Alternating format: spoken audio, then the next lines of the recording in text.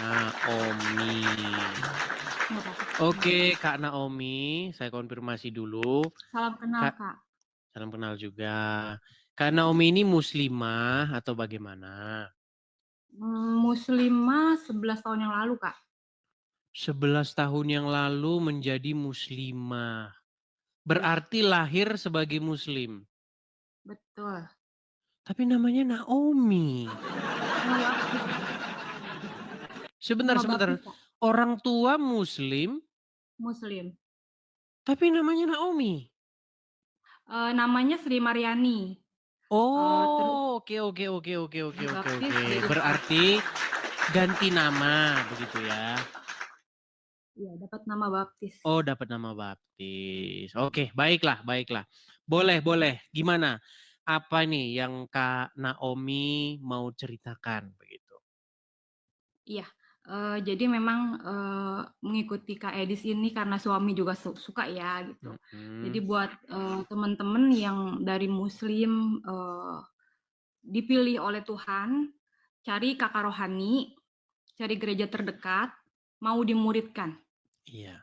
Tapi gini, Itu yang di bawah bisa. sudah pada ribut nih. Mana ini ngaku-ngaku saja ini coba kalau memang mantan muslimah coba yakinkan kami. Karena muslim itu maunya dengar bacaan Quran. Mana coba bacaan Qurannya biar kami dengar. Entah bacaan sholat kah, apa doa tahiyat kah, apa terserah lah. Doa makan kah atau apa terserah.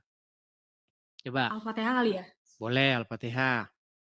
Auzubillahiminasyaitonirrojim. Bismillahirrohmanirrohim. Aduh aku deg-degan. Alhamdulillahirrabbilalamin. Ar-Rahmanirrohim. Maliki yaumiddin. Iyyaka na'budu wa iyyaka nasta'in. Ihdinas siratal mustaqim. Siratal ladzina an'amta alaihim ghairil maghdubi alaihim waladdallin. Amin. Sah. Mantan muslimah dia, betulan. Wah, luar biasa ya Kak Naomi ya. Tiap hari di sini Kak Naomi, tiap hari sudah mulai bermunculan orang-orang yang bersuara ini.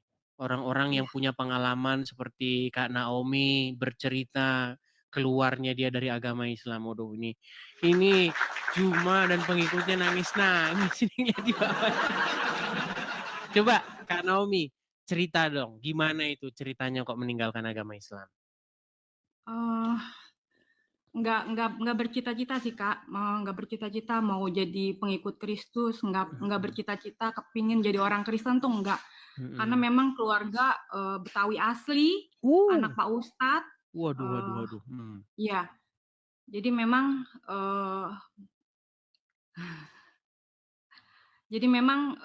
saya justru saat pergi umroh. Sempat umroh juga ya? Iya. Lalu? Justru saya mendengar secara audible.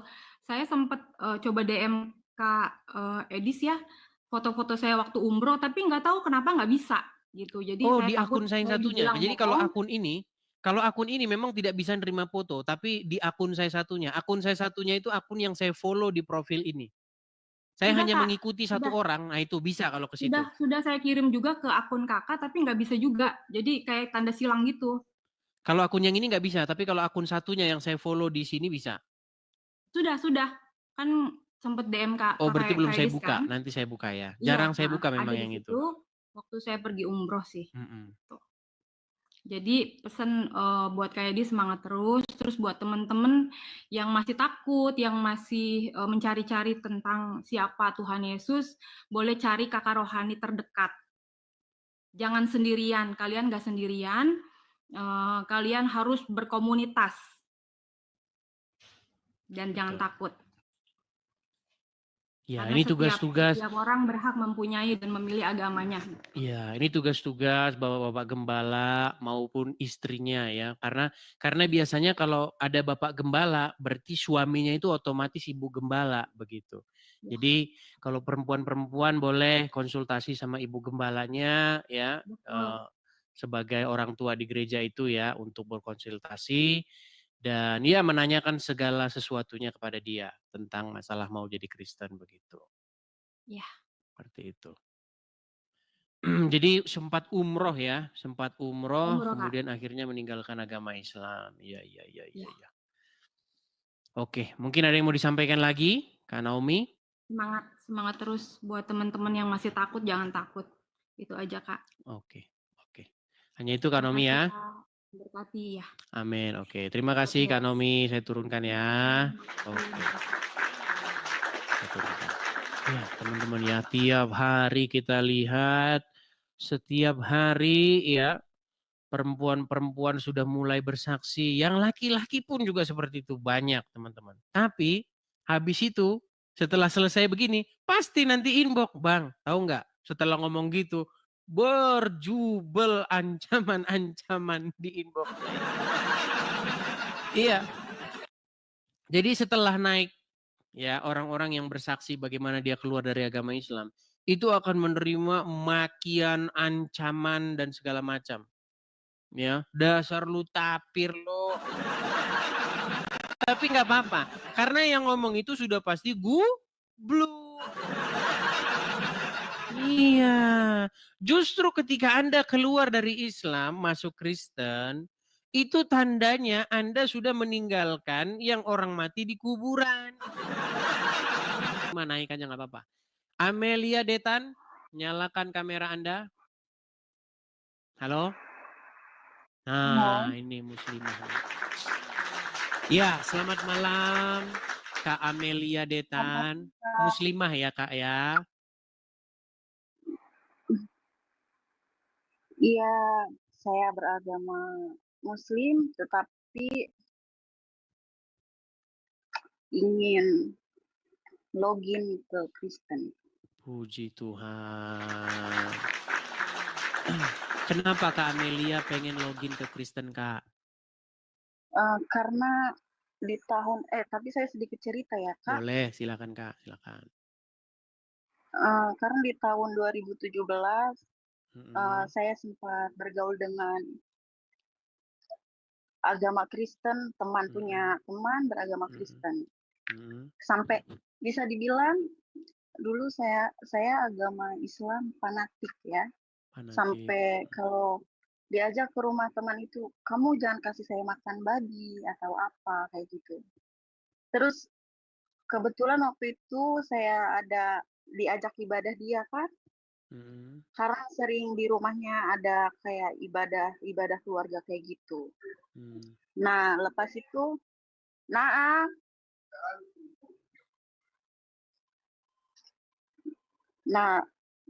habis itu, aduh, saya sudah dipanggil sama bos sih Kak. Oh boleh, nanti lanjut lagi boleh. Mau ada kerjaan nanti dulu? Iya, 5 menit aja sih sebetulnya. Boleh, nggak apa-apa. Mau nanti datang lagi, mau kesini lagi, boleh. Atau mau rehat dulu, nggak apa, nanggepin bos dulu silakan. Oke. Maaf ya Kak, nanti nggak lanjut apa-apa, lagi. nanti tanggepin dulu bosnya, baru kesini lagi, oke? Oke Kak, baik. makasih Saya turunkan ya Kak Amelia ya. Nanti silakan kalau mau datang lagi. Oke. Ya teman-teman ya, makanya sering saya bilang, biasanya yang mau naik-naik itu, yang muslimah-muslimah, yang Islam-Islam, yang penting-penting mau naik, ketutup gara-gara banyak orang Kristen ikutan maksa naik juga. Makanya saya bilang teman-teman, kasih dong kesempatan mereka. Ya, mereka naik ngantri di bawah, lama ketutup sama kalian. Yuk, ya Kristen-Kristen tolonglah kerjasamanya yuk. Batalkan permintaan naik. Apalagi kalian itu kalau naik cuman semangat ya Bang. Semangat ya. Semangat Bang, kami mendukung Bang. Kami ya teman-teman ya, saya mohon kerjasamanya. Kasih kesempatan ya. Tariklah permintaan kalian kalau kalian naik nggak ada tujuannya. Oke? Kita kasih naik ada Linda Rea. Udah banyak wanita-wanita, sudah banyak unjuk gigi sekarang ya teman-teman ya. Biasanya mereka itu di barisan belakang begitu. Sekarang sudah banyak datang dan ngomong, speak up, udah berani speak up. Ya, Linda Rea. Linda Rea. Halo Linda Rea. Nah ini sinyal nggak ada ini. Saya turunkan ya. Kalau sinyal tidak kuat, sekalipun sudah saya naikkan, pasti tidak akan nyangkut ya. Pastikan kalau Anda mau naik, sinyal Anda memumpuni. Kita kasih naik ada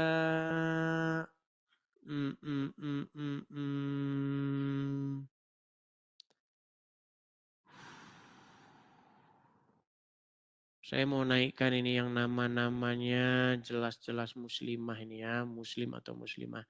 Coba Denny.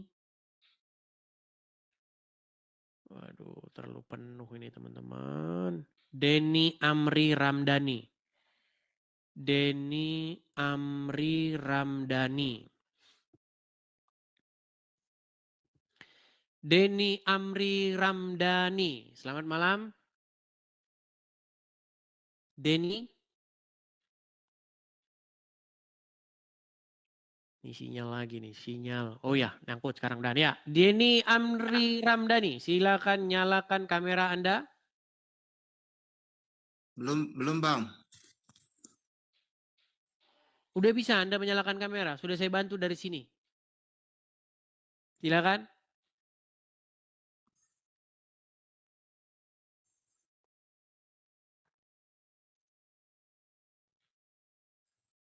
Ya.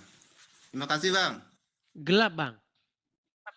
Ah, sekarang sudah kelihatan. Ya, sinyal ini biasanya. Ya, Bang Denny Amri Ramdhani, Muslim Bang.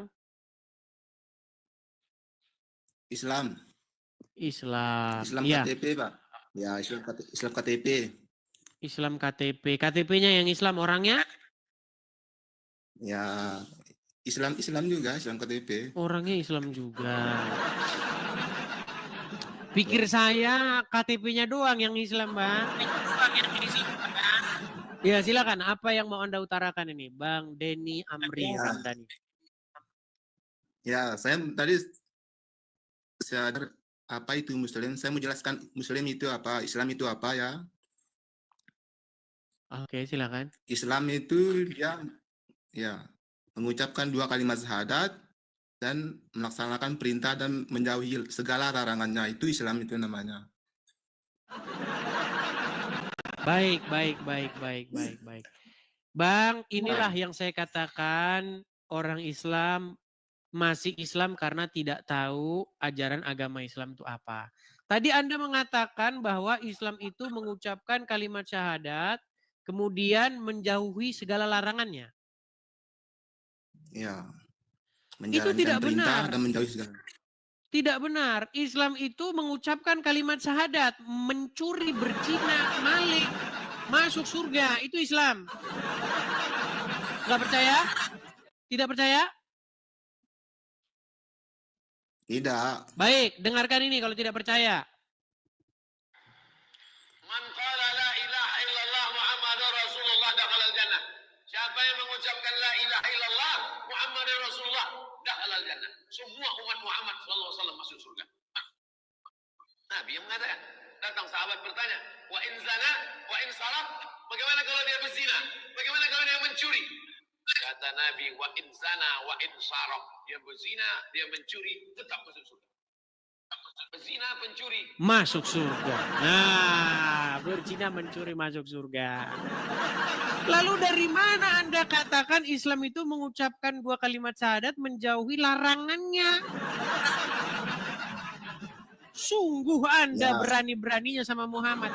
Sudah Muhammad bilang, barang siapa yang mengucapkan kalimat syahadat, walaupun dia maling, walaupun dia berzina, masuk surga. Itulah kenapa Angelina Sondak setelah dia mualaf tetap maling. Tetap korupsi, mencuri uang kita, uang rakyat. Tetap masuk surga, yang penting syahadat. Yang penting syahadat. Nah, masuk surga. Gimana sih Anda ini? Berani-berani Anda mengatakan Islam menjauhi segala larangannya. Islam Gimana? itu hanya punya 5 rukun saja dia. Nggak ada yang lain. Kalimat syahadat, puasa, pokoknya 5 rukun Islam itu saja, tidak ada yang lain. Bang, Muhammad berkata dalam sebuah hadis, baru saja datang kepadaku Jibril, kata Muhammad. Dia membawa berita gembira. Barang siapa yang mengucapkan 2 kalimat syahadat, dia masuk surga. Ada sahabat protes. Merasa heran sahabat itu. Walau dia berzina, walau dia mencuri. Ya, walau berzina, walau mencuri. Bahkan Allah akan memusnahkan manusia kalau manusia itu nggak bikin dosa. Makanya Allah ini menurut sudut pandang Bible, Allah ini tiada lain tiada bukan adalah iblis. Nih, saya tunjukkan. Kalau Anda tidak bikin dosa, dimusnahkan sama Allah. Perhatikan. Ya. Perhatikan ya.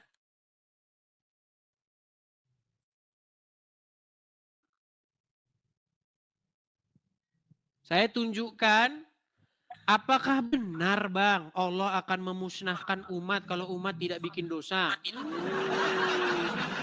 Mereka nggak percaya, disangkain saya ngada-ngada. Teman-teman ingat, Edis TV kalau ngomong tidak pernah ngada-ngada.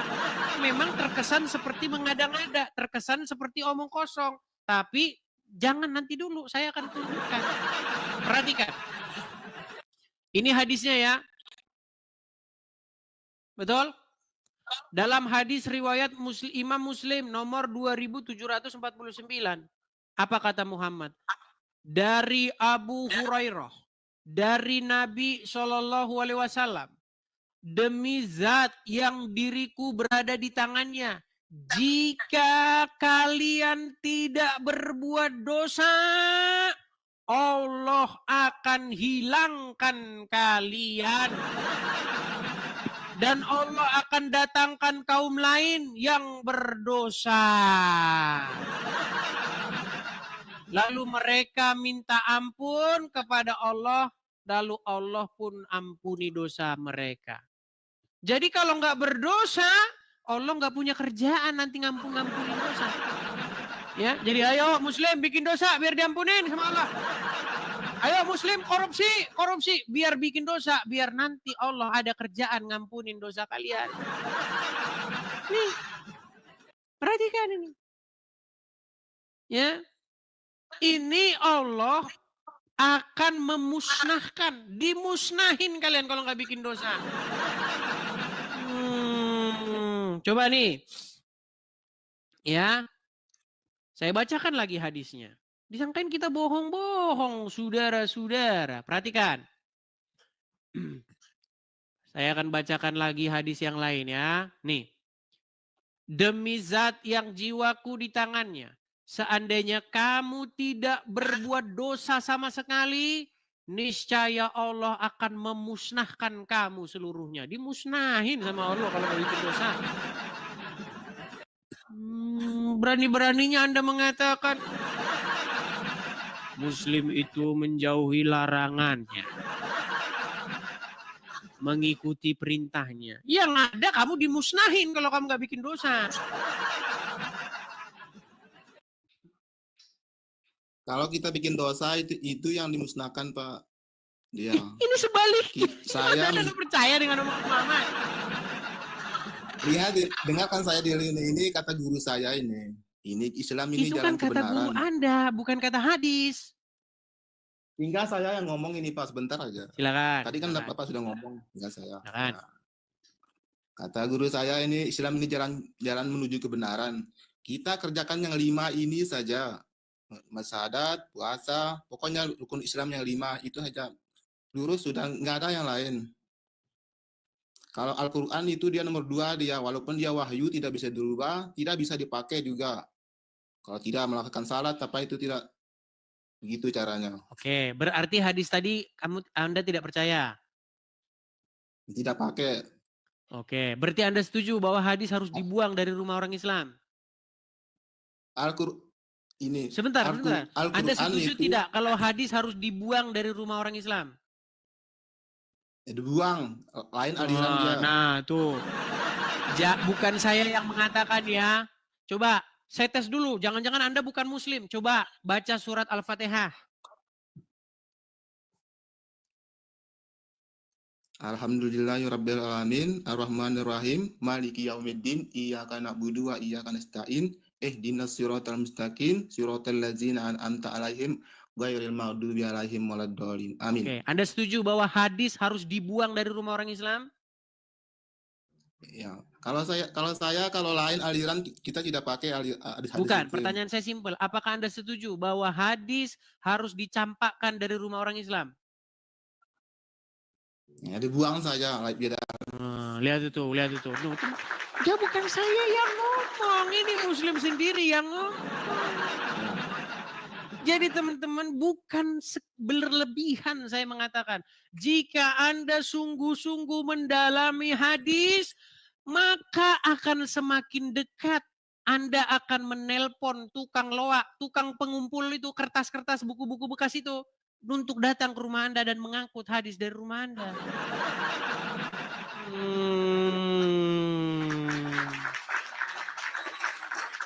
Enggak, beda aliran saja. Kita beda aliran, kalau jarang macam-macam hadis itu beda alirannya. Ya, jadi intinya begitu, Bang. Isi hadis memang seperti itu. Ya kan?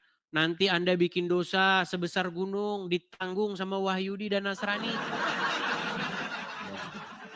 Menurut hadis, kalau orang Muslim bikin dosa, yang jadi penebusnya, yang jadi nanggung dosanya itu orang Yahudi dan Nasrani.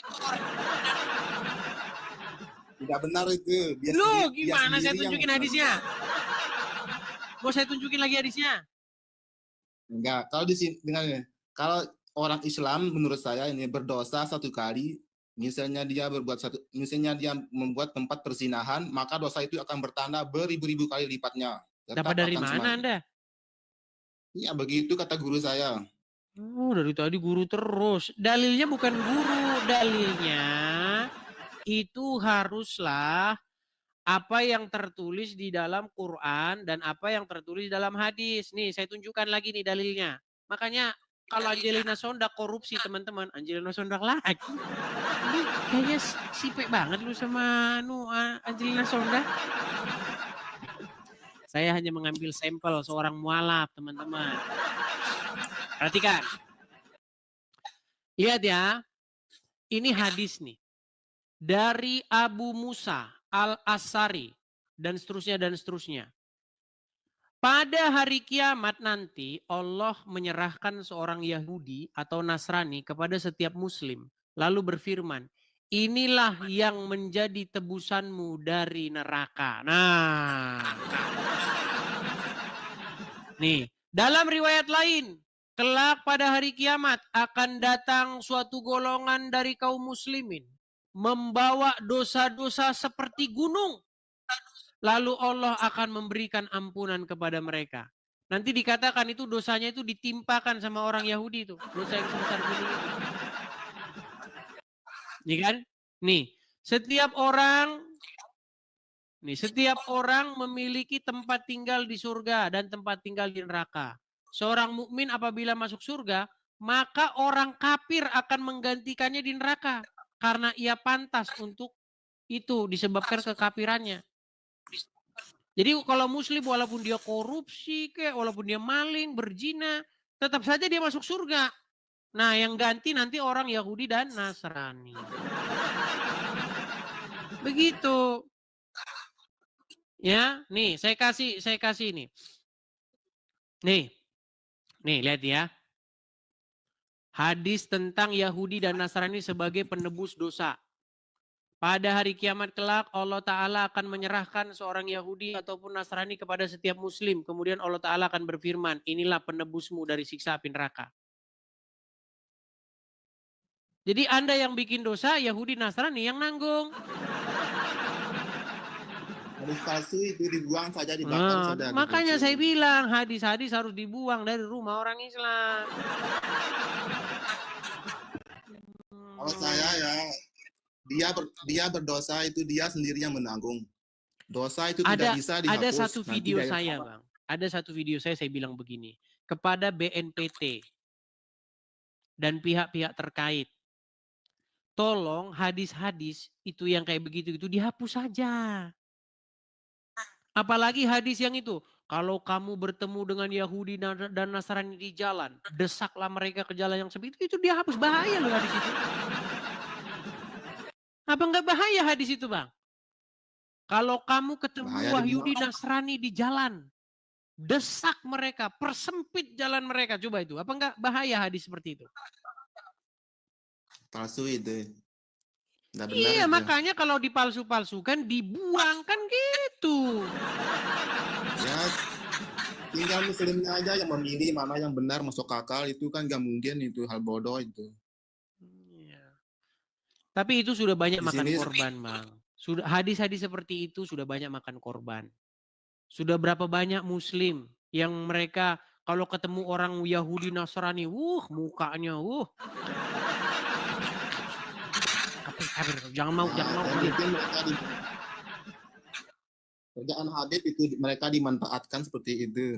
Kalau kata guru saya itu Islam itu hanya mudah sekali dikerjakan, hanya 5 ini saja, naik haji, puasa, tidak ada bedanya, cuma sholat itu aja yang berat, orang bikin berat atau lainnya itu.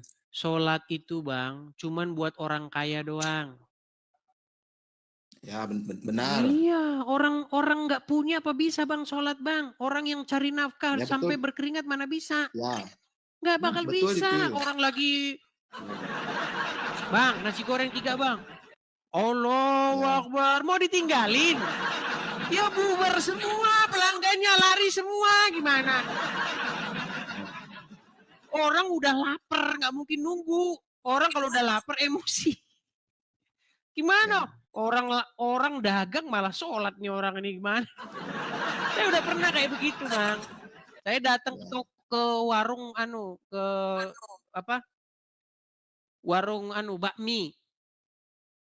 Mau makan malah dipajangin tulisan sedang sholat. Ya pergilah saya. Cari tempat lain. Emang saya kesini bukan mau lihat tulisan sedang sholat. Gimana? Akhirnya apa? Gara-gara terus sedang sholat, dikit-dikit sholat, tutup. Jadi, Bang, sholat tuh cuma buat orang kaya doang. Kalau lu kaya ya sholat terus sampai botak, sholat terus nggak apa-apa. Karena duit lu banyak. Bagaimana dengan orang yang nggak mampu? Coba. Ya. Bagaimana yang dia nafkahnya dia harus di jam tersebut dia mencari nafkah. Iya. Benar. Makanya tadi saya bilang saya ini Islam KTP, sholat sih cuma kalau 1-2 kali saya sholat, kalau itu pun, Bang, bisa. Itu pun kalau Anda belajar agama Islam, disuruh sholat tuh tadinya 50 kali. Pernah dengar riwayat itu, cerita itu? Pernah. Iya. Coba waktu Allah nyuruh sholat 50 kali, dia bercanda atau serius? Allahu alam itu kan kita nggak tahu. Makanya, Bang, makin kita dengar cerita Muhammad, makin pengen lempar dia dengan sendal. Percaya Anda ini. Loh, dia bilang kata Muhammad, saya naik ke Sidratul Muntaha. Disuruh saya sholat 50 kali sehari. Enggak nanya, Nabi, wahai Nabi, itu waktu Allah nyuruh sholat 50 kali dia beneran tuh, serius tuh. Bayangin, Bang, sehari 24 jam, setuju? Ya. Setuju? Ada nggak orang yang 24 jam melek? Maksudnya rutin begitu melek terus umur hidupnya 24 jam? Enggak mungkin. Sedangkan 5 waktu saja pasti orang tidur. Susah. Artinya kita potong waktu itu untuk tidur. Tidur berapa jam? Taruh berapa jam orang tidur normalnya sehari? Ya 2 jam. 2 jam ya nggak cukup, Bang, orang tidur 2 jam. 2 jam. 2 jam kalau siang. Kalau siang 2 jam, kalau malam itu biasa 4-5 jam. Nah iya sekitar segitu. Orang tidur tuh kurang lebih 7 jam. Kurang lebih dalam satu hari. Rata-rata orang tidur segitu. Berapa hari orang kerja rata-rata? 6 jam juga ya. jam. Kapan dia makan, kapan dia mandi, kapan dia ngurus anak. Jadi Allah itu waktu dia nyuruh sholat 50 kali, mungkin dia lagi. Nanti kalau saya bilang, nanti dibilang penistaan agama. Makanya Bang, cerita-cerita dalam Islam itu makin dibaca, makin membuat orang ingin meninggalkannya. Makanya saya bilang orang masih Islam tuh karena dia nggak tahu. Dia Islam tuh dia nggak tahu, cuma ikut-ikutan. Gitu loh. Ya. Atau kata guru saya sih nggak usah dikerja apa kitab itu Al-Quran itu nggak usah tetap pelajari. Yang penting kita kerjakan sini saja sholat, haji. Nggak usah dipelajari. Kalau dipelajari, itu sudah pasti benar. nanti ujung-ujungnya Anda campakkan ke tong sampah. Pegang omongan saya kalau tidak percaya. Akan Anda campakkan Al-Quran itu ke tong sampah kalau Anda baca terus, Anda pelajari terus. Tapi ya, jangan itu kan dibaca Arabnya. Kalau dibaca Arabnya ya.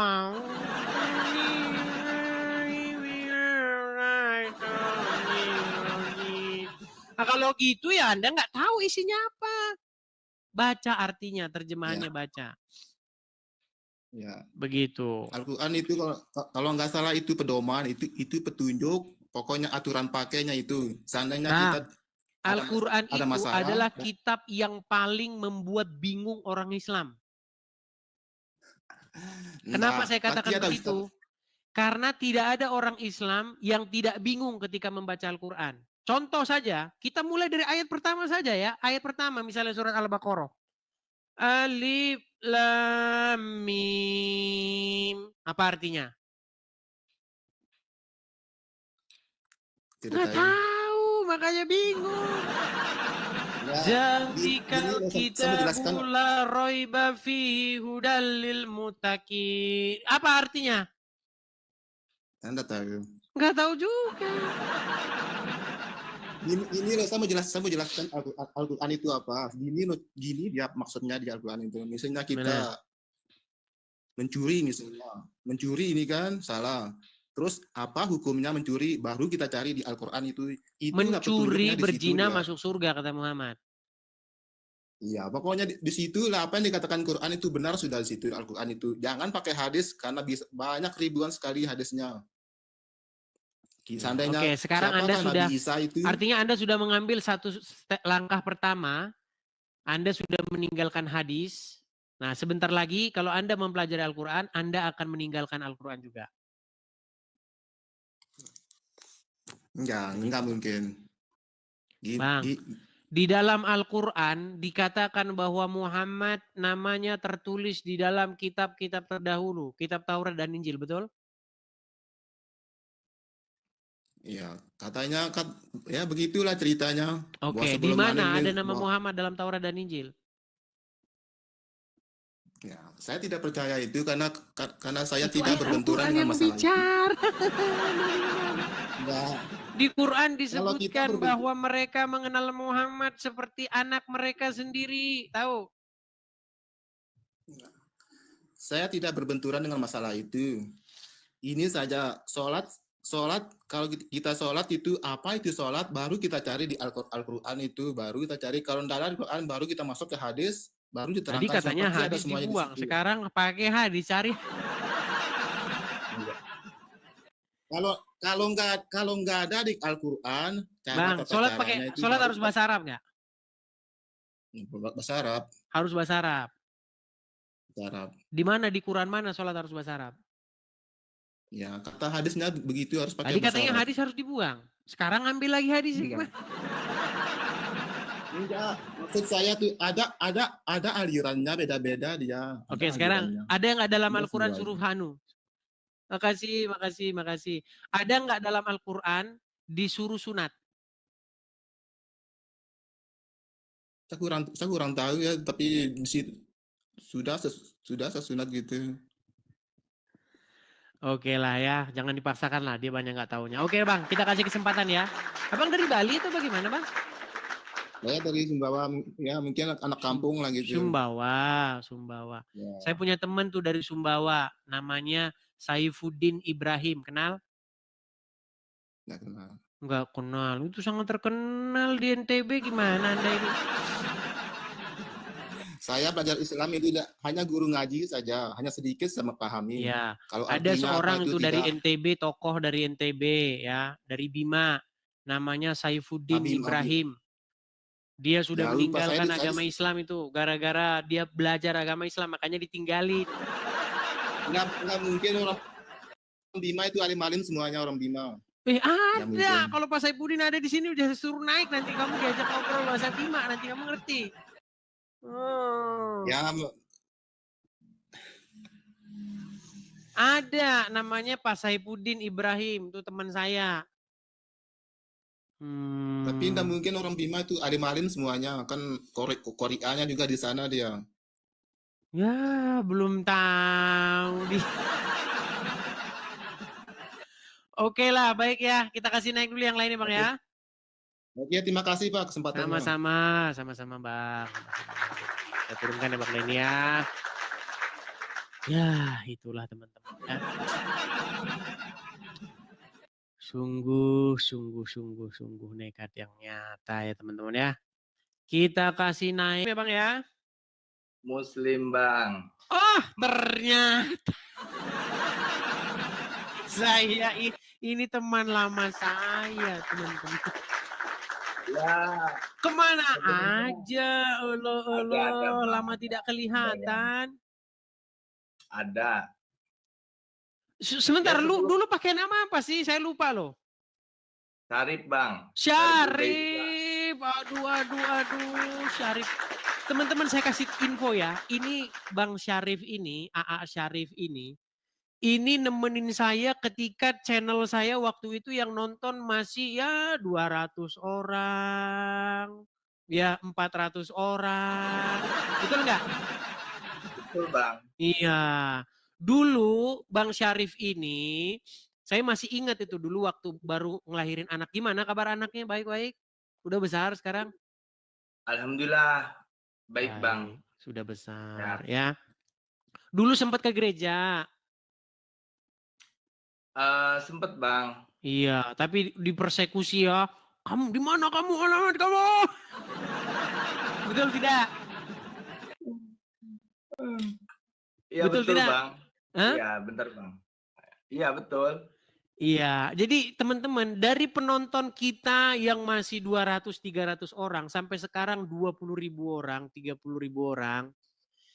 Itu selalu saja kejadiannya sama. Ketika ada orang muslim mau memperdalam agama Kristen, masuk gereja, langsung kena ancem, kena bully, kena persekusi, didatangin rumahnya, di inbox segala macam. Akhirnya balik lagi ke Islam. Gimana ceritanya dulu, Bang Irsyad? Sempat ke gereja, sempat pengen ini, kok balik lagi ke Islam, gimana ceritanya? Jadi kan kejadiannya aku kan ke Jakarta Bang, adalah teman gitu kan ketemu. Ya setelah itu ya emang aku diajak ke gereja. Ya setelah itu aku pulang kan hari Sabtu berangkat, hari Minggu malam itu aku pulang Bang. Setelah itu ya tiba-tiba aku kan di hari Seninnya itu Bang, malamnya aku lab. Aku keliling Komala gitu kan, ada teman-teman dari seiman Bang Edis lah gitu. Aku di situ ya cerita-cerita gitu. Tidak sengaja di luar beranda itu ada yang rekam Bang. Ada yang rekam ya tiba-tiba di situ aku lab Bang.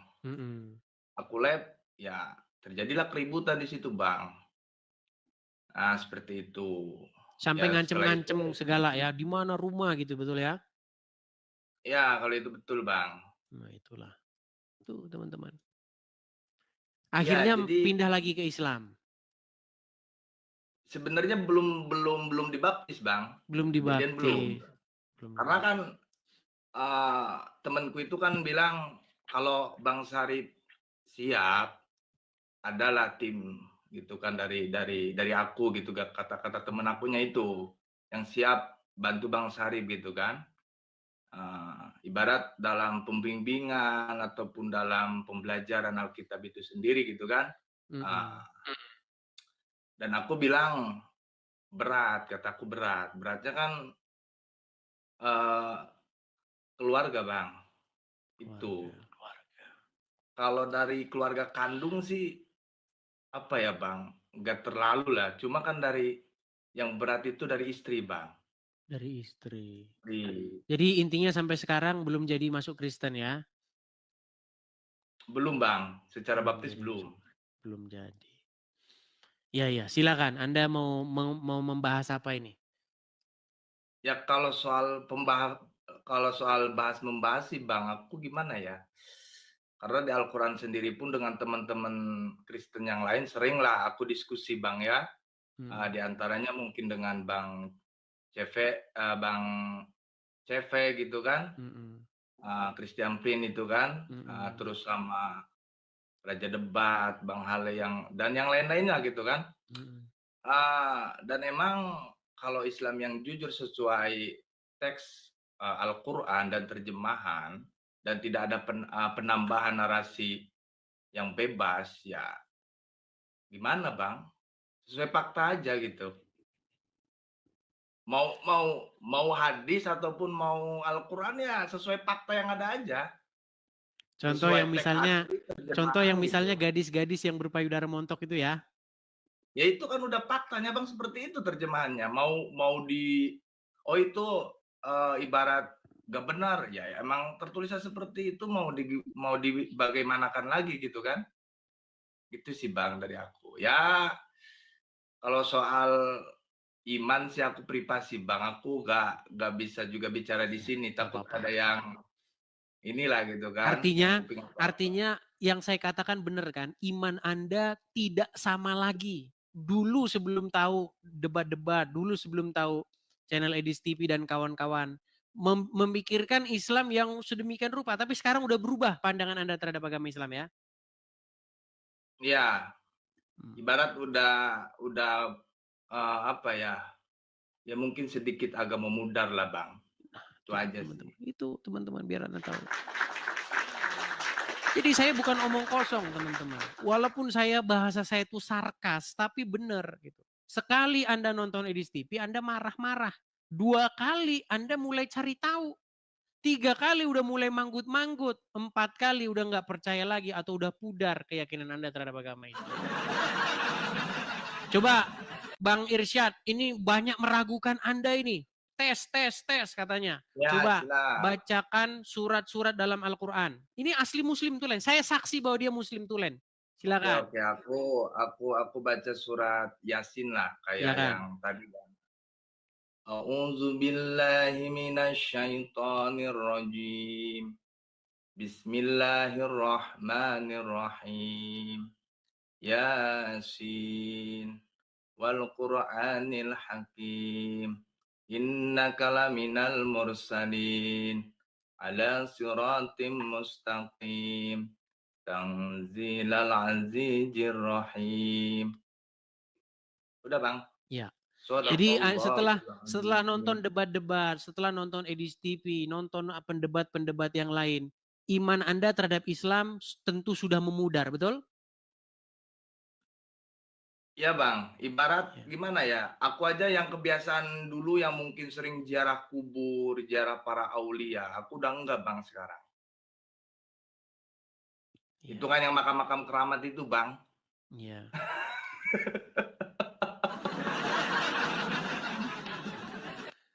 Iya, begitu. Udah enggak sekarang Bang. Tapi yang menyebabkan Anda tidak masuk Kristen ini apa juga? Ini yang buat penasaran. Anda sudah memudar terhadap Islam tapi kok nggak jadi Kristen, ini bagaimana ini ceritanya? Silakan. Yaitu istri Bang, aku beratnya istri anak-anak Bang. Karena anak-anak apa ya?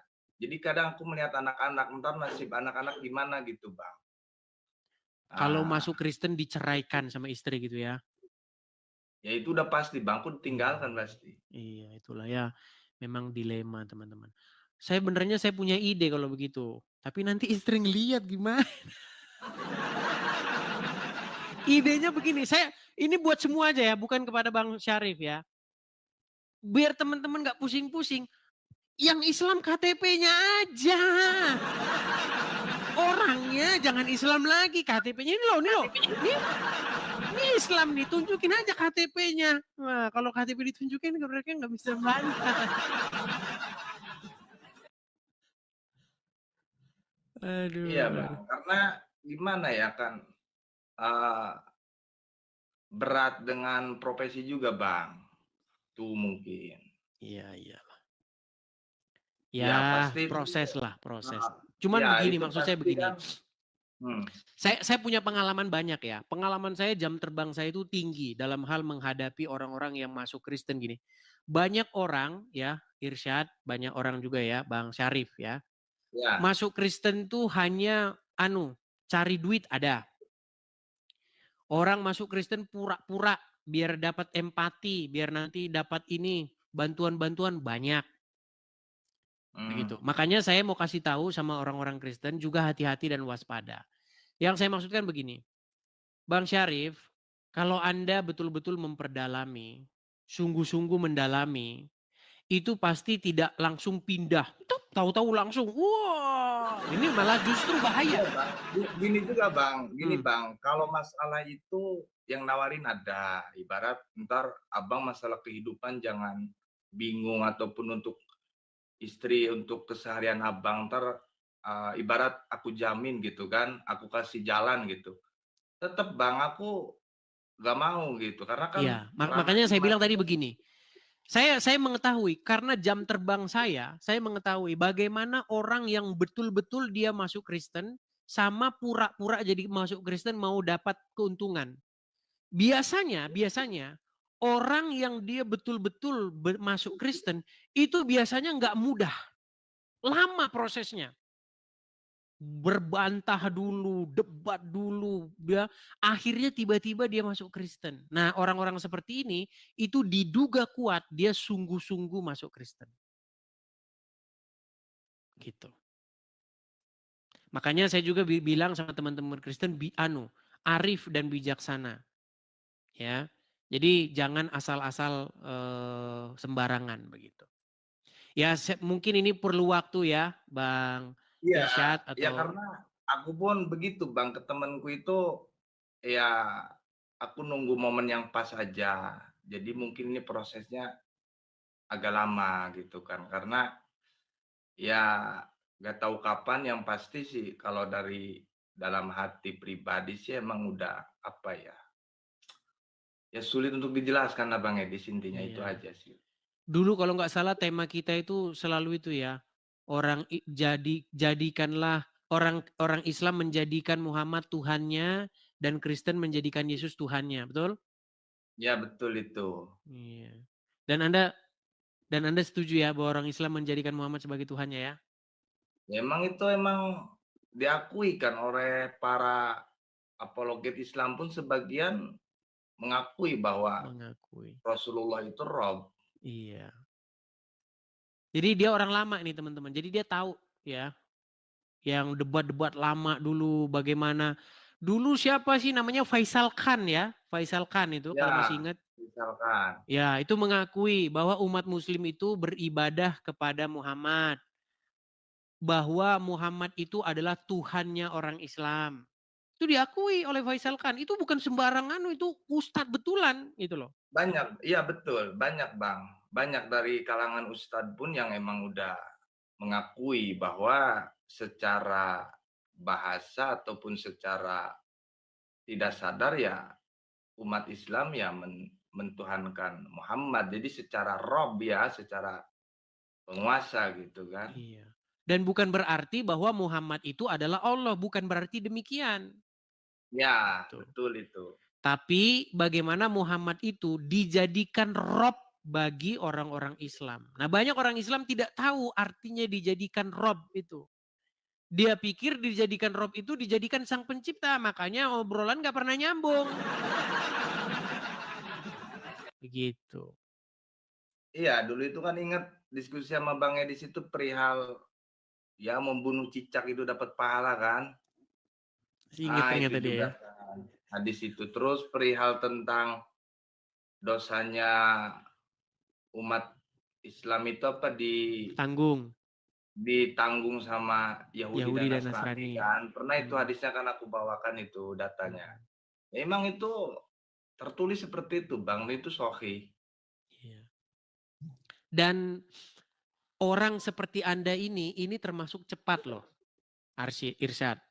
Baru 1 tahun kalau tidak salah Anda sudah membuat satu semacam seperti ini. Dulu waktu zaman-zaman Facebook, zaman-zaman masih belum ada media sosial begini, itu lama. Bahkan saya kaget. Mungkin ya 5-7 tahun baru dia inbox, baru dia ngubungin saya. Bang, masih ingat saya enggak? Siapa? Ini, namanya gak usah saya sebutkan ya.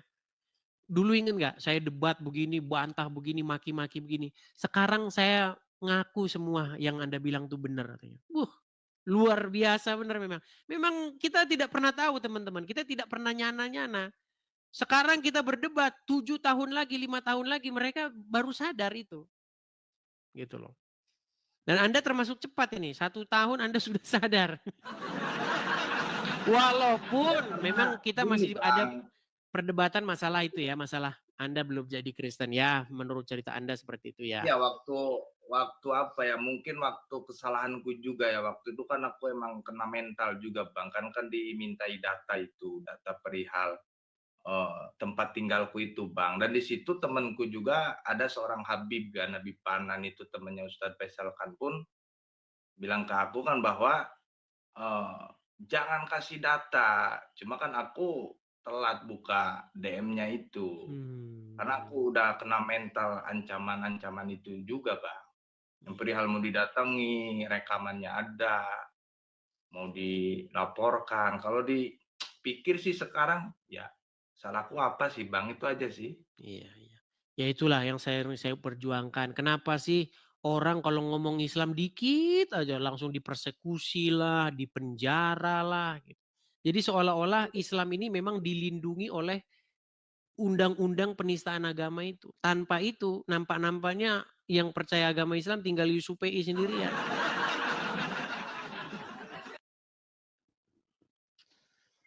Oke lah begitu Irsyad. Ya itu aja lah Bang. Aku sih semoga sehat aja Bang ya. Sukses sama-sama selalu ya Bang. Irsyad.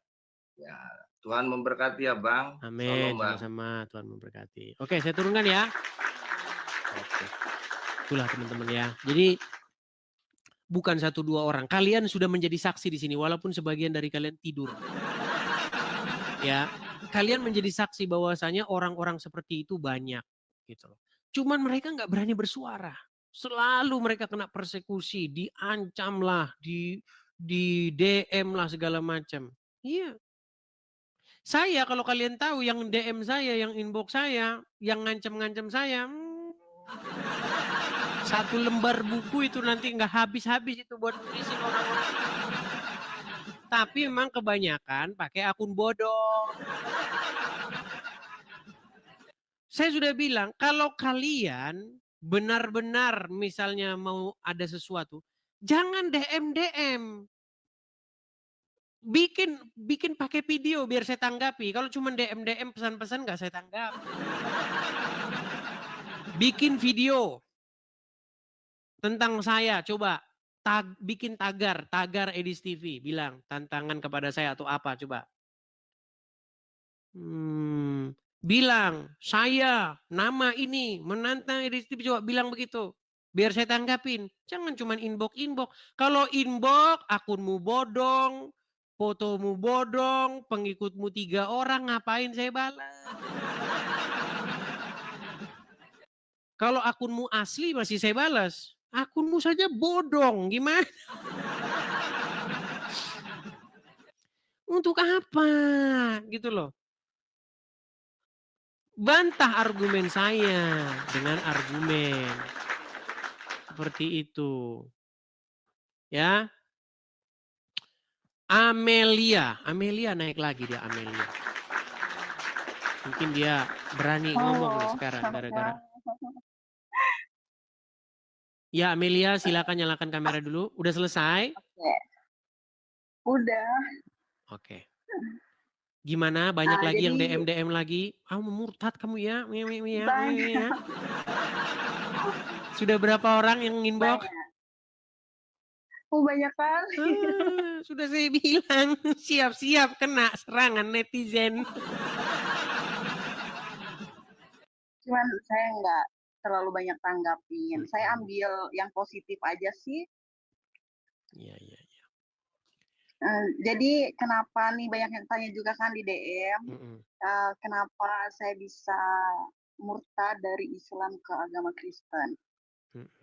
Kalau pembaptisan belum, karena memang saya masih mau lebih mendalami, mempelajari kitab Alkitab itu, agama Kristen itu. Jadi ceritanya kayak gini, Bang Edis. Silakan, Kak Amelia. Di tahun 2017 sempat punya teman orang Kristen juga. Jadi gimana ya? Kayak fanatik lah aku Islamnya. Nah, ada suatu kecelakaan yang dibilang saya punya teman itu Tuhan saya itu juru selamat kayak gitu. Nah, Tuhan juru selamat maksudnya gimana gitu? Masih bertanya-tanya. Setelah saya setiap main ke rumah dia itu ikut ibadah keluarga, jadi coba deh masuk gereja kayak gitu. Kok pas pertama kali menginjakkan ke gereja itu di tahun 2017 pas Natal. Pas Natal kok rasanya kayak gini, kayak tenang, lebih tenang. Nah, aku bilang sama temen aku itu kan, kayaknya saya nyaman deh di agama kamu. Tapi saya pertanyaan saya kayak gini, Tuhan Yesus juru selamat kayak gitu. Siap itu 1 minggu atau 2 minggu kemudian saya kecelakaan mobil, naik angkot. Intinya saya udah nggak sadar lah. Saya masih ada buktinya, ini bekas lukanya ya. 16 jahitan. Di situ saya sudah tidak sadar, tapi yang pertama kali kecelakaan itu saya masih sadar ya. Pas mau turun dari angkot, saya bilang kayak gini. Langsung nyebut Tuhan Yesus, jika memang Tuhan itu juru selamat, tolong yakinkan saya. Nah, dari situ kayaknya saya maksa turun dari angkot, entah ada motor lain yang jatuh atau enggak, intinya saya menyeberang, jalan itu enggak ada satupun motor atau mobil itu menyenggol. Sampai depan pabrik itu langsung dibawa ke dalam klinik pabrik, itu saya sudah tidak sadarkan diri. Kata Bapak, saya koma selama 1 minggu. Koma 1 minggu, lepas dari koma, saya sadar, itu saya tidur, posisi tidur itu. Tapi kayak mimpi, tapi kayak nyata juga gitu. Ada sosok seperti Tuhan Yesus yang datang. Nah, dari situ saya berpikir, saya koma loh. Mungkin saya, inilah yang dinyatakan Tuhan Yesus juru selamat itu. Mungkin Tuhan datang lagi sama saya, mungkin kayak menagih janji saya, ucapan saya. Kalau emang saya bisa menyelamatkan kamu, mungkin ya saya mau ikut jadi dia, gitu ya? anaknya. Dari situ. Nah, dan keluarga, cuman saya pertama berani pakai kalung salib. Setiap hari Minggu ibadah diem-diem. Nah, terus tetangga biasalah. Tetangga, sayang banget sih, cantik-cantik murtad gini, pakai kalung salib gini-gini. Terus ada yang ngejawabin kayak gini, udah biarin, urusan dia kok. Orang Islam masuk Kristen itu apa? Itu nggak dapat surga katanya. Tetapi kalau orang Kristen yang masuk kita itu dapat surga katanya. Nah, saya bilang kayak gini, percuma saya agama Islam, tapi saya tidak tahu mempelajarinya. Nah, saya bisa baca Quran, tapi saya tidak tahu artinya. Saya bilang, tidak melakukan sholat 5 waktu, sama aja itu Islam KTP. Saya bilang kayak gitu kan. Udah ya, intinya banyak yang serang-serangan kayak gitu dari tetangga juga. Cuman keluarga belum tahu waktu itu. Waktu itu keluarga belum tahu. Nah, di saat tahun 2020, saya sempat menikah. Cuman saya kena KDRT, saya pergi ke Arab Saudi, merantau. Sudah 5 tahun belum pulang sampai sekarang. Nah, saya beranikan diri sama orang tua, saya ingin masuk agama Kristen. Sampai dari sini saya pesan Lazada itu, Kak, maaf ya. Saya pesan kayu salib itu. Saya bilang sama Mama, "Ma, tolong pasang di kamar saya," saya bilang. Ya udah Mama pasang, tapi jangan di ruang tamu. Mama bilang kayak gitu. Puji Tuhan yang awalnya orang tua marah, tapi ya mungkin kau kalau itu keyakinanmu gitu. Agama Islam, agama keturunan, mungkin kalau keyakinan ya udah jalanin gitu. Dari situlah. Cuman saya mau tanya, minta pendapatnya sama Kakak, solusi juga. Gimana sih menghadapi, mungkin saya kan udah lama di sini, udah 5 tahun belum pulang ke Indonesia. Dan juga kayaknya saya itu kayak berdosa banget gitu. Kan saya kan di Arab. Ini bos saya Muslim. Kadang kalau udah azan, itu Amel sholat dulu. Nah, saya itu masuk kamar tapi saya tidak sholat. Itu gimana sih? Saya kadang nangis sendiri, sumpah. Saya nangis sendiri, Kak. Karena saya berdosa nggak sih kayak gini gitu. Baik. Ini saya mohon maaf dulu nih. Bukannya di Arab itu kalau murtad itu malah ada hukuman mati? Mereka tidak tahu, Kak. Karena KTP saya masih Muslim. Tapi kalau Anda berbicara di sini, pakai hijab. Kalau Anda berbicara di sini, nanti mereka tidak tahu. Tidak bakal tahu ya? Tidak tahu. Tidak tahu. Tetapi kalau orang kantor tahu. Tapi memang ada undang-undangnya seperti itu ya? Kayaknya Kristen Islam juga di sini harus diwajibkan pakai hijab sih memang. Bukan, maksud saya undang-undang di sana mengatakan bahwa barang siapa yang keluar dari agama Islam itu dihukum mati. Kalau itu saya kurang dengar. Oke. Baik, saya akan mengutipkan satu ayat di dalam 2 Raja-Raja 5 ayat 18 mengenai perkara yang Kak Amelia utarakan ya. Saya jawab. Karena ada pertanyaan jadi kita jawab ya. 2 Raja-Raja yang kelima ayat 18. Sabar ya. Ini mengenai bagaimana Naaman ya, seorang pegawai penting ya. Naaman ini dia disembuhkan oleh Tuhan. Kemudian dia masih ya, ini saya kasih tunjuk. Kita baca dari ayat yang ke 13-nya ya. Tetapi pegawai-pegawainya datang mendekat serta berkata kepadanya, "Bapak, seandainya Nabi itu menyuruh perkara," atau saya bacakan yang dari awal saja ya, gini. Jadi saya singkat cerita, Naaman ini dia kena penyakit kusta, kemudian dia datang kepada Elisa. Naaman ini seorang kafir ya, seorang penyembah berhala, dia datang kepada Elisa. Dikatakan begini, kemudian datanglah Naaman dengan kudanya dan keretanya, lalu ia berhenti di depan pintu rumah Elisa. Elisa menyuruh seorang suruhan kepadanya mengatakan, "Pergilah, mandi 7 kali dalam sungai Yordan, maka tubuhmu akan pulih kembali sehingga engkau akan menjadi tahir." Tetapi pergilah Naaman dengan gusar sambil berkata, "Aku sangka bahwa setidak-tidaknya ia datang keluar dan berdiri memanggil nama Tuhan Allahnya, lalu menggerak-gerakkan tangannya di atas tempat penyakit itu dan dengan demikian menyembuhkan penyakit kustaku.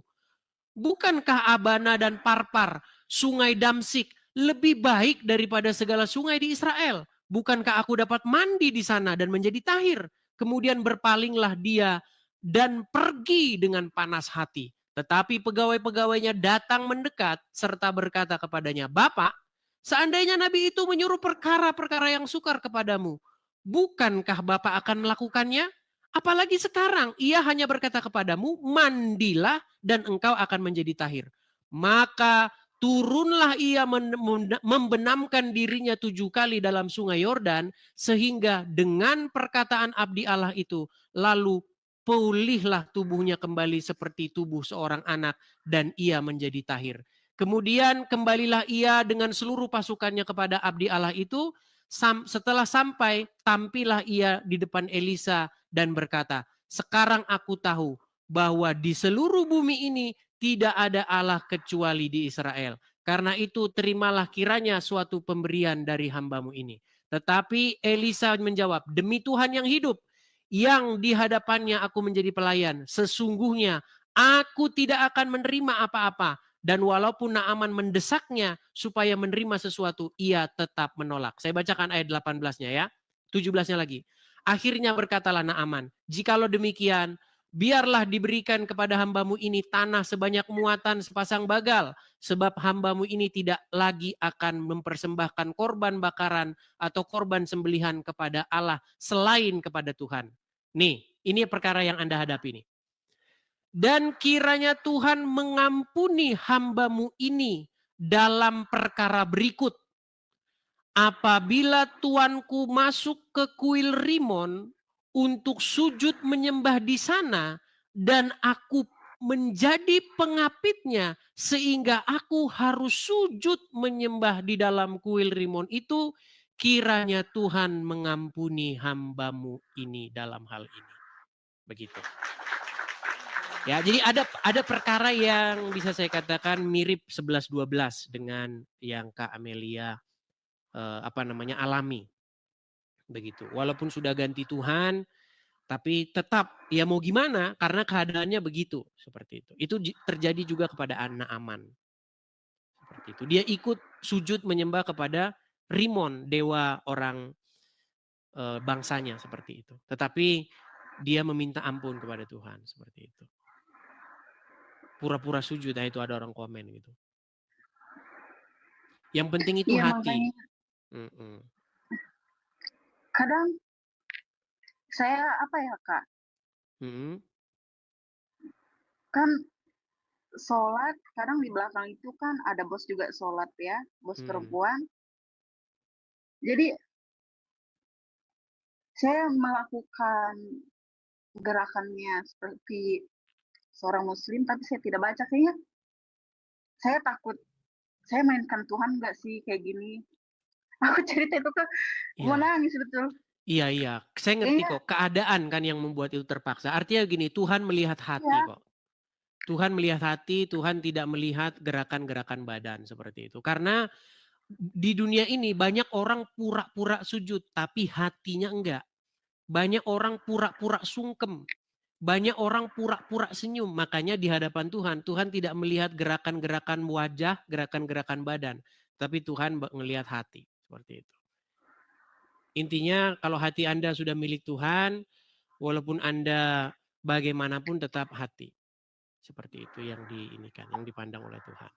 Ya semogalah perkara-perkara seperti ini cepat teratasi. Mudah-mudahan Anda mendapat pekerjaan yang lebih baik ya. Dengan cerita seperti ini mungkin ada juga orang-orang yang ini. Tapi ya hati-hati juga begitu ya, hati-hati juga. Ya cuman kadang kalau keluarga kayak gini kan Kak. Itu si Amel udah masuk Kristen kayak gini. Jangan ditemenin, jangan mau kalau dia pulang ke Indonesia, kalau ada acara keluarga jangan mau makan bekas dia atau makan satu piring sama dia. Giliran ada maunya duit ya. Mau dia. Ya itu. Amel ada saldo enggak? Ya itu. Pinjam dulu sih bulan depan. Saya jawabin kayak gini. Jangan, saya agama saya udah mau Kristen. Uang saya itu kan nggak bisa dimakan sama kalian. Kayak gitu Kalau saya duit jawabnya. halal, kalau duit halal.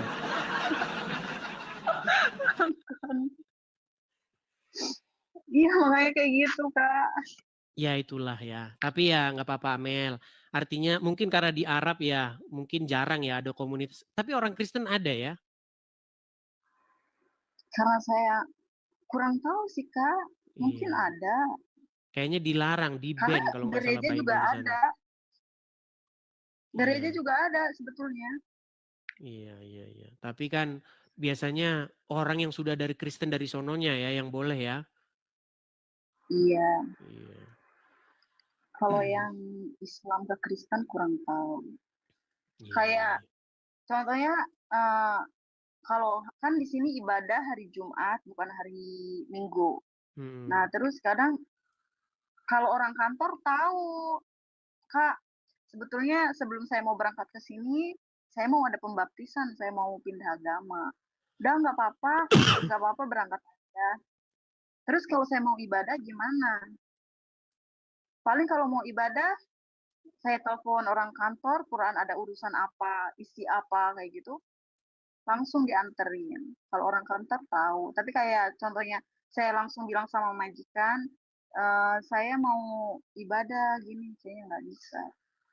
Tapi itu berlakunya sama warga negara Arab Saudi aja kan. Kalau misalnya warga negara Indonesia murtad ke Kristen kan mereka memang bisa nganuin kan hukumnya kan bukan warga negara Arab. Kayaknya nggak bisa deh. Tetap nggak bisa ya. Iya. Ya sembunyi-sembunyilah, nggak usah cerita-cerita. Tapi dengan bercerita di sini nanti Anda nggak ketakutan ini, nanti nggak takut ada orang tahu. Nggak apa-apa. Nggak apa-apa. Malahan gimana ya? Siapa tahu kan mungkin Kak Edis juga terkenal atau gimana, keluarga saya lihat, ya Ya udah pasti nggak akhirnya apa-apa. melihat. Nggak apa-apa. Nggak masalah, ya baiklah. Nggak apa-apa. Mudah-mudahan Apapun Tuhan itu. berikan yang terbaik lah ya. Artinya Amin. masih banyak gitu. Ada komunitas-komunitas Kristen yang baik-baik tuh banyak sekali. Sampai Jadi, saya punya adik perempuan juga, Kak. Itu, Kak, kayaknya aku mau masuk Kristen deh, kayak gitu. Iya, banyak ya. Cuman kan aku bilang, kamu sekarang punya suami, kayaknya nggak bisa, gimana sama suami kamu? Karena terbawa-bawa kalau teleponan atau gimana, saya ingat putar musiknya itu lagu rohani di kamar. Kayaknya kamu ngedengerin lagu yang kayak gini, ku nyanyi haleluya kayak gitu, dia sering banget ngedengerin, kayaknya lebih tenang pikirannya katanya. Ada masalah apapun kalau dia berantem sama musik itulah yang didengar katanya. Cuman saya nggak mau mengajak dia karena ya Kak, berarti kamu masuk Kristen itu berarti karena saya dong, bukan karena hati kamu sendiri gitu. Kayak gitu, Kak. Ya, begitulah ya memang ya. Tapi makasih banget Kak Edis. Sama-sama. Udah dinaikkan. Sama-sama Kak Amelia, sama-sama. Ini kalau masih ada nih mungkin orang-orang baru muslim-muslim yang baru-baru datang ini masih ini pura-pura Islam, pura-pura ini. Coba nih kita mau dengar satu kali lagi nih selain surat Yasin, tadi kan surat Yasin, coba surat yang lain. Bacakan surat yang lain apa? Surat yang lain ya. Cuman sebagian aja ya. Boleh. Alif Lam Mim lah ya. Silakan. Al-Baqarah. Bismillahirrahmanirrahim. Alif Lam Mim. Dzalikal kitabul la raiba fihi hudal lil muttaqin alladzina yu'minuna. Udah Pak, takut. Oke. Udah tahu. Udah, itu cuman mengkonfirmasi saja nih sama orang-orang muslim yang baru datang dan cuman kan mereka tadi nggak lihat gitu. Udah baca surat Yasin sudah gitu kan. Al-Baqarah sudah ya. Ya, jadi dia ini benar-betul sampai tadi gitu. di DM saya bilang kalau di dalam TikTok ini bisa setil KTP, saya setil KTP. Nggak boleh. Nanti kena ban. Karena nggak bisa.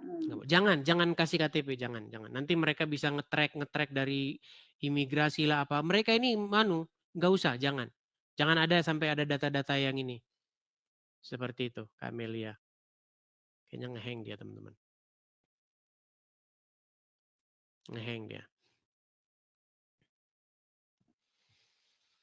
Ya, inilah teman-teman ya, TikTok, media sosial, Facebook, ini adalah sarana atau media kita itu untuk bersuara. Aduh, Kamelia terpental ya, karena dia ngehang, mungkin putus sinyal atau bagaimana.